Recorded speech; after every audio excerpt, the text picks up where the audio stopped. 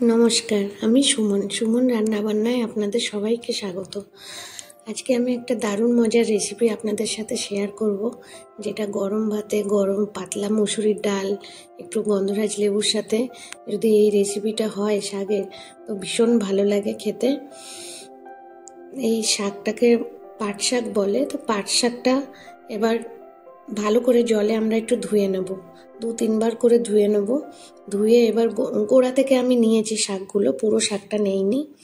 এবার ওগুলোকে ভালো করে ধুয়ে 2-3 বার 4 বার যাই হোক ভালো করে ধুতে হবে। ধুয়ে এবার ফ্যানের নিচে আমি একটু জলটা ঝরিয়ে নেব।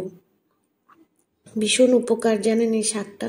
আমার মা ছোটোবেলায় বলতো, ঠাকুমা করতো, খুব ভালো লাগতো খেতে। কিন্তু আমরা উড়িষ্যায় যেহেতু থাকতাম আগে, উড়িষ্যায় শাকটা পাওয়া যায় না।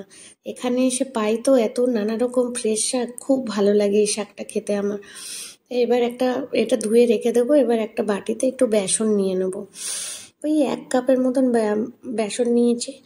এবার ওর মধ্যে একটু নুন, হলুদ, কালো জিরে আর ব্রেড ক্রাম্বস, অল্পই, দেখো মানে 2 চামচ মতন ব্রেড ক্রাম্বস নিয়েছি।